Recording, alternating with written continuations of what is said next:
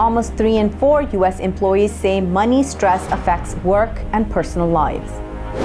Majority of anti-Muslim Twitter posts come from US, UK, and India. Report raises alarm over institutionalization of Islamophobia in Europe.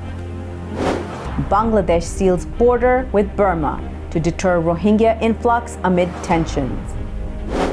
Non-communicable diseases now leading global killers.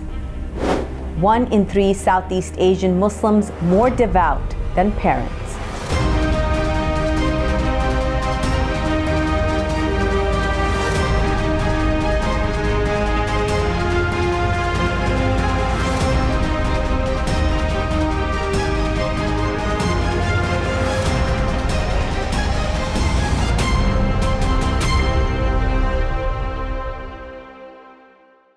From Washington, D.C., this is the Muslim News on Muslim Network TV. Assalamu alaikum, I'm Hena Zuberi. Our top story tonight. Almost 3 in 4 employees, or 71% in the U.S., say money-related stress has negatively affected their work and personal lives, according to a new survey. Inflation, geopolitics, and economic uncertainty have brought new anxieties, according to the Morgan Stanley study published Wednesday. Due to record inflation, 62% of workers say they had to reduce contributions to their savings, while 31% scaled back contributions to their 401k plans. Another 26% of workers lowered paying down debts. Nearly half of American employees also reported they were unsure if they're allowed to reach out to their employer for assistance with their finances. A Muslim group trying to open up an Islamic center in New Jersey is facing resident opposition due to concerns over traffic and parking. In the township of Teaneck, the group seeking to establish the center is claiming the project is being blocked due to discrimination. The Al-Ummah Community Center sued the town and its zoning board in 2020. Center leaders said they faced burdensome and costly conditions not required of other applicants. A board member's anti-Muslim comments were revealed in testimony before Judge Kevin McNulty in U.S. District Court in New Jersey. Backers of the community center say it supports their claims of discrimination. Teaneck has denied the allegations, saying the project review was fair, legal, and necessary. The scenario is a pattern that has played out in towns and cities across the U.S. for years, where communities seeking to build mosques face delays and denials. They then sue, alleging discrimination. That has been the case across New Jersey in places like Basking Ridge, Vineland, Bayonne, and Bridgewater. The U.S. sanctioned Iran's morality police and senior officials. This was amid mass unrest following the death of a 22-year-old woman in police custody. Mahsa Amini was detained for allegedly wearing her hijab improperly. Authorities blame her death on a heart attack, but Amini's family and many in Iran have rejected that claim, saying that she was a victim of police brutality. The U.S. Treasury Department says its sanctions were in response to the abuse and violence against Iranian women and the violation of rights of peaceful Iranian protesters. The U.S. is blacklisting the morality police and 7 senior officials. That includes the agency's head, Mohammad Rostami, Cheshme Ghochi, and Haj Ahmed Mirzamin, who leads the police Tehran division. Nearly 86% of anti-Muslim posts on social media come from the US or the UK and India. A report by the Australian-based Islamic Council of Victoria has found. Between August 2019 and August 2021, India saw the highest figure with over 870,000 Islamophobic tweets. This was followed by the US with more than 280,000 tweets, and the UK with over 196,000. The report says that the rampant Islamophobia in India is the result of the ruling Bharatiya Janata Party's normalization of hatred towards Muslims. In the US, Islamophobia was dramatically amplified by the racist, conspiratorial, and inflammatory rhetoric employed by Donald Trump. And in the UK, the prevalence of anti-Muslim tweets was attributed to a number of factors. That includes the global reach of Trump's hatred, the country's long-standing issues with anti-migrant sentiment, and the casual racism of former Prime Minister Boris Johnson. Islamophobia remains a growing threat across Europe. Several countries have enacted policies that have contributed to the institutionalization of such discrimination, a new report warns. According to the European Islamophobia Report 2021, Islamophobia was as pressing a problem across the continent as it was in previous years. The report focuses on 27 European countries and was prepared with contributions from 35 leading academics and experts. The UK and France became the main spots of anti-Muslim hatred and Islamophobic incidents, the report said. Anti-Muslim campaigns of far-right parties in EU member states dominate the discrimination against Muslims, the report read. It warns of the persistence of anti-Muslim racism against the backdrop of a general worrisome trend, the decline of liberal democracy in Europe. Bangladesh seals border with Burma. Details come after the break. Stay tuned and we'll be right back after these messages.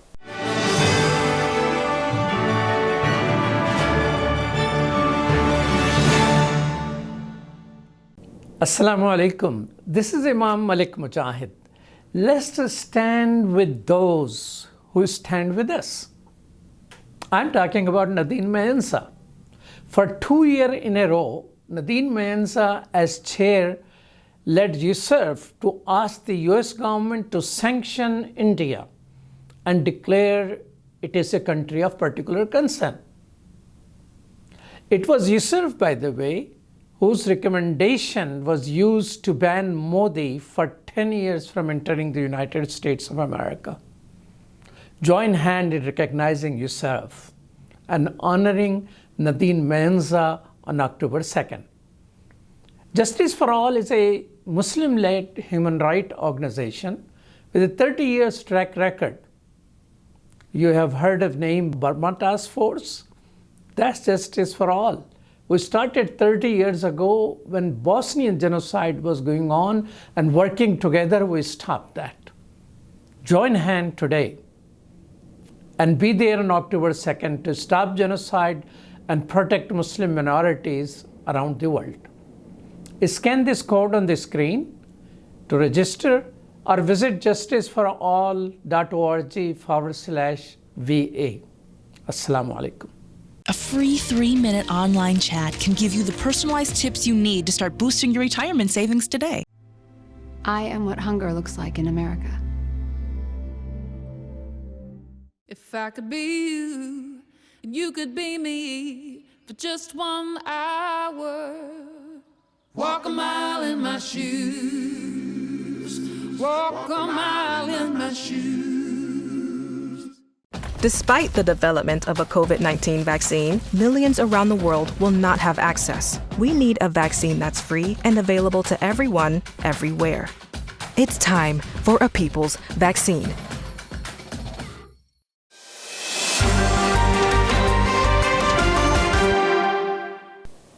Welcome back. Bangladesh's Foreign Minister A.K. Abdul Momen has said his country has completely sealed its border with Burma to deter the possible influx of Rohingya. Thousands from the minority Muslim community are already seeking refuge in Bangladesh amid ongoing unrest in their homeland. An audio of his remarks were released by the Foreign Ministry in the capital Dhaka. He said Bangladesh has yet to begin the repatriation of Rohingya refugees. He added his country will not accept a single Rohingya anymore. The Bangladesh Army and the Border Guard in Bangladesh are on high alert across the borderlines, he said.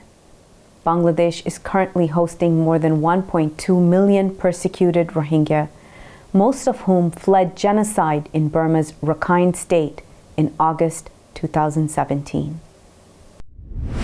The Burmese Rohingya organization UK, or BROC, has petitioned Facebook to share information relevant to the genocide case it is pursuing in an Argentinian court. A federal court in Buenos Aires has asked the social media giant to submit any evidence as soon as possible. The court has asked the U.S. State Department to intervene.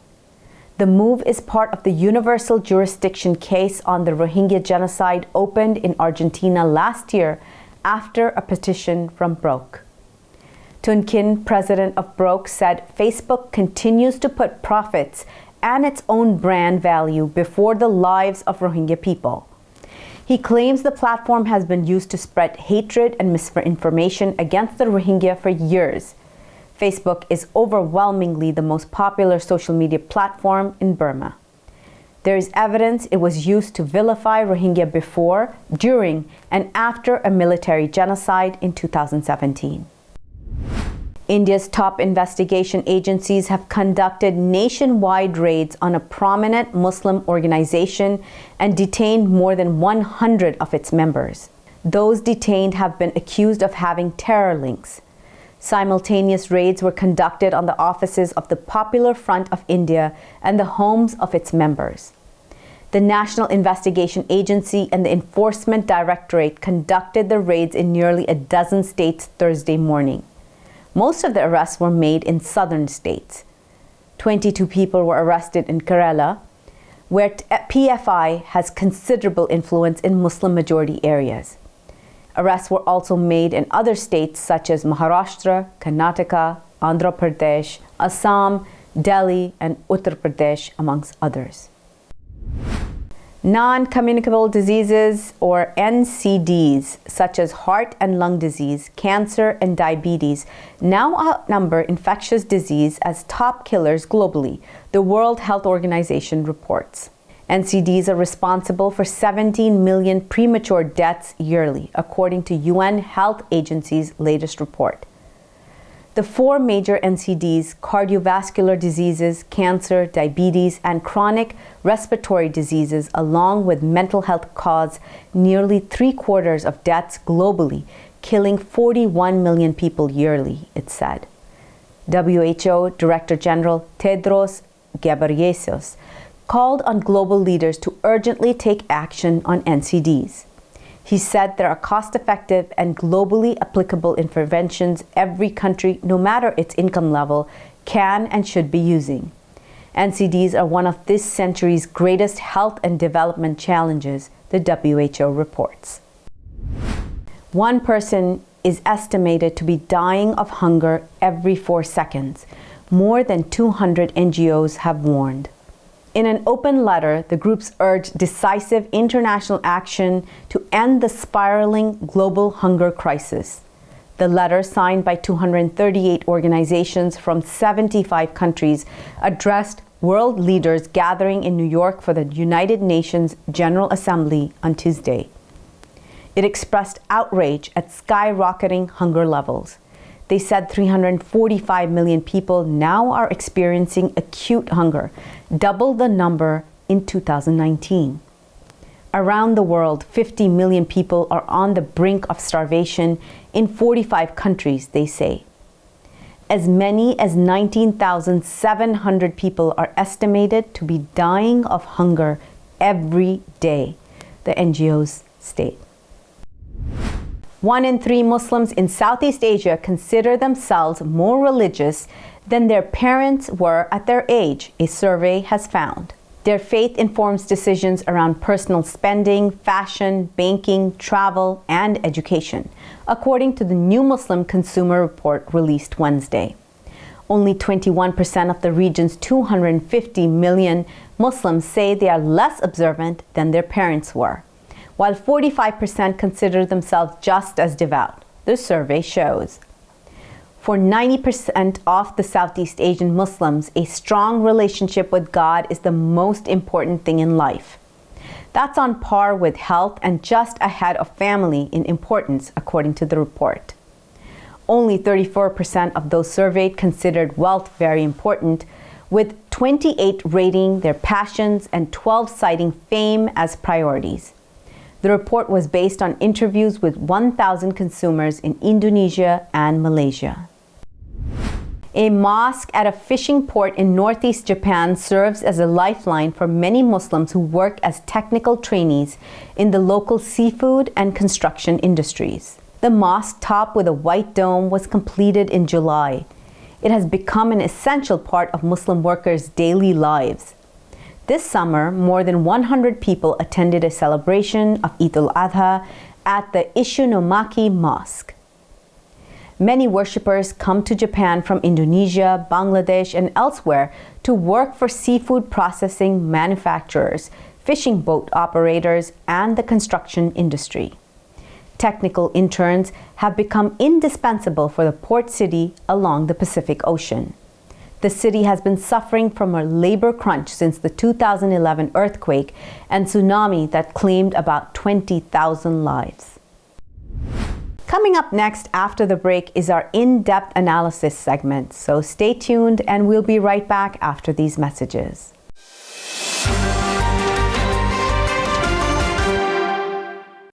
Assalamu alaikum. This is Abdul Malik Mujahid.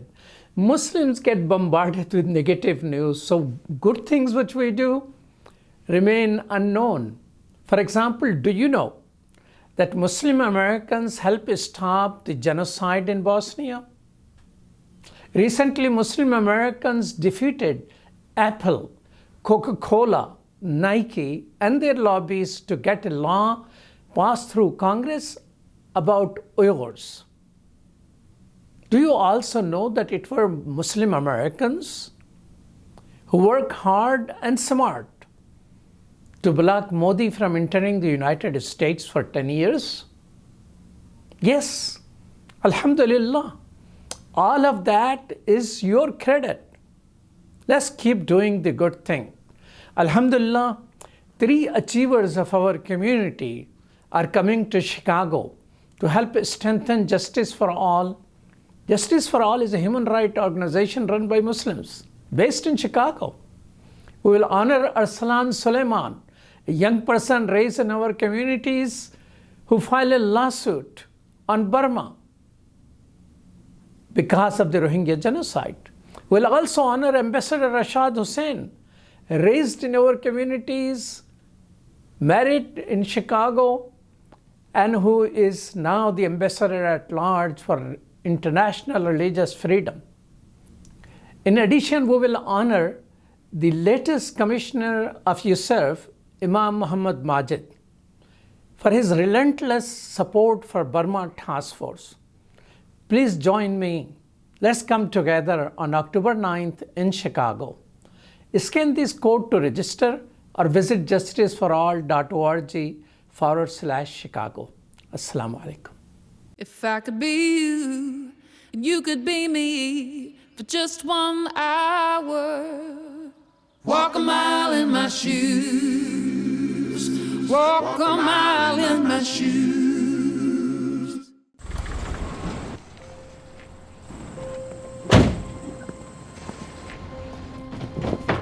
Dad, they took over my bedroom. Come on, come on. Okay, Dad. 1, 2, 3. Dad!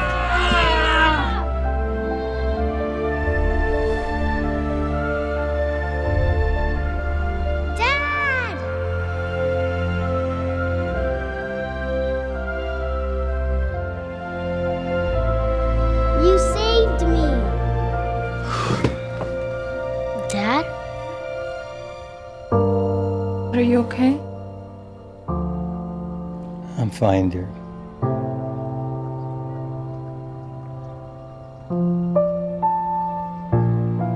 Your hero needs you now, and AARP is here to help. Find the care guides you need at aarp.org/caregiving. Welcome back. To discuss the current situation in Burma, let's go to Edward Ahmed Mitchell. Over to you, Edward. Thank you, Hena. Now we'd like to discuss what is happening to the Rohingya Muslim community, in particular in the nation of Bangladesh. Many of you know that Rohingya Muslims experienced a horrific ethnic cleansing at the hands of the Myanmar, the Burmese government, and militias several years ago, and many of them who survived were pushed across the border from Myanmar into Bangladesh, where they have lived in refugee camps for many years. That conflict, that crisis is still ongoing. And so to get an update on what is happening in Bangladesh and Myanmar, we'd like to bring on our special guest, Brother Muhammad Aziz, who is a journalist, a Rohingya journalist from Bangladesh. Assalamu alaikum, Brother Muhammad. How are you? Wa alaikum salam wa rahmatullahi wa barakatuh. I'm fit and fine by the grace of Almighty Allah. Alhamdulillah. Thank you so much for joining us, Muhammad. Let me ask you the first question. Give our viewers an update. What is the current state of affairs for Rohingya Muslims in Bangladesh and Myanmar? You know, what's going on right now with the camps, with the ethnic cleansing? Just give me an overview of what is the current state of Rohingya Muslims. Thank you so much for giving me this opportunity to speak about the Rohingya situation right now. Right now, the Myanmar Bangladesh government, they put up tight security in the border, and also here the Rohingya refugees, they are not allowed to come in. Due to tight security, Rohingya are not allowed to enter in Bangladesh, and also here there are tight security. But here, as I can see from the border, the people, they are coming, they are trying to enter in Bangladesh, but they are due to tight security, they are not able to enter in Bangladesh. But here, the current situation of the Rohingyas, every family there, because as you know, here there are many Rohingya family members living in Myanmar, so their relatives, some of them have their parents, some of them have their daughters, some of them have their children. So here, they are when they see the condition of the Myanmar, they are crying in Bangladesh. Their relatives, their parents, they are crying and crying day by day, and also they are getting weak because they can see how here they can see the situation of the Myanmar. So, and also they can see the relatives, they are trying to enter in Bangladesh, but due to security they are not allowed to enter in Bangladesh. So here the current situation of the Bangladesh, here the Rohingya's current situation is not going on because of their barbaric warrior around the camps. So Rohingya are not allowed to go out of the camps, and also they are not getting any. They are here. The only person in danger of the Rohingyas due to security. So Rohingya, they are trying to contact with their family members, but due to bad connection, they are not able to contact with them. And also they are Rohingya, they are not Rohingya also due to barbaric warrior cancer, they are not allowed to recharge their money for mobile phone to contact with their family members in Myanmar. So how many Rohingya Muslims are living in these refugee camps in Bangladesh right now? And if they're not allowed to leave the camps, you know, are kids going to school there? I mean, what's the condition, the camps? Is it sanitary? What's the condition they're living in right now? Yeah. Here, the Bangladesh government, they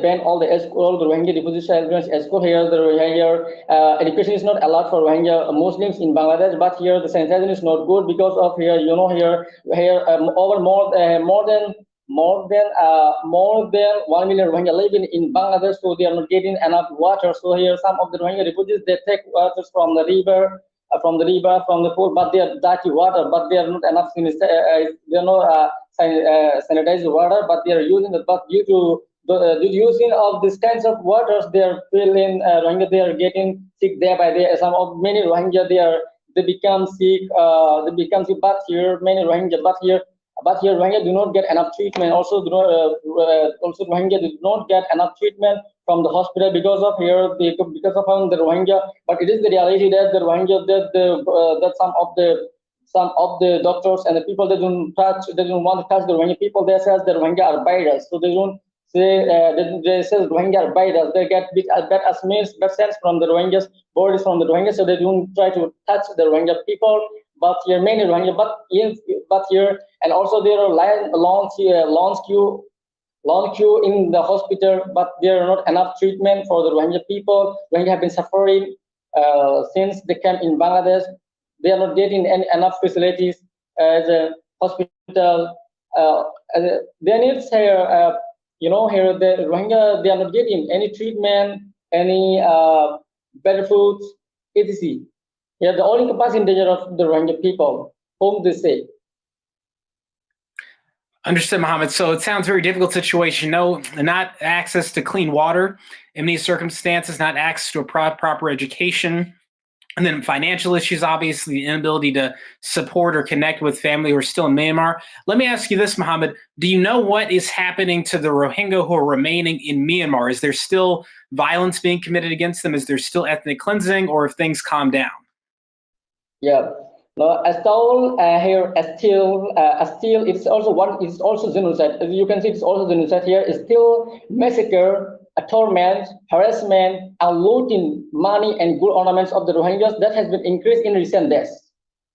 Because of here in Busidong, in North Busidong, Sabitong village, here more than 2,000 Rohingya people has been displaced. Because of here, from both sides,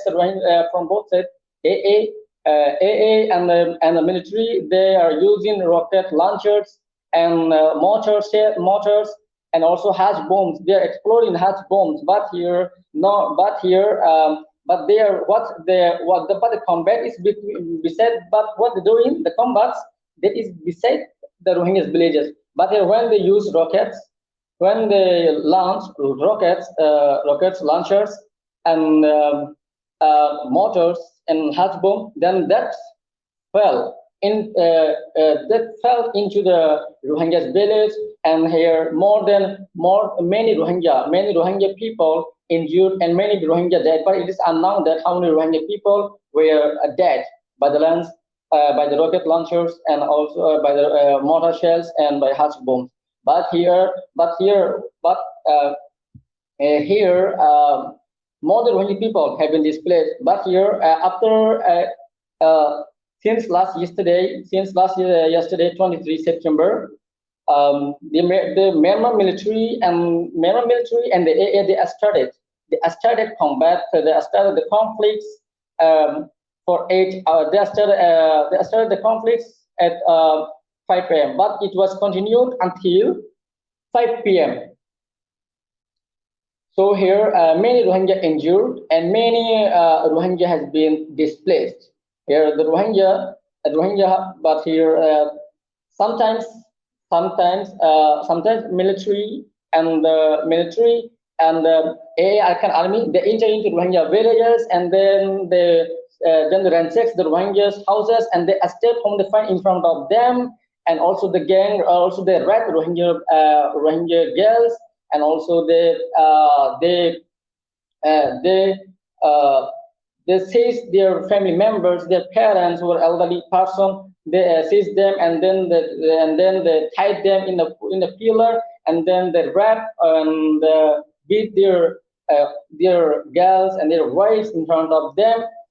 Here the Rohingya refugee, they are telling that it is one kind of tactic to displace all the Rohingya Muslims from the Myanmar.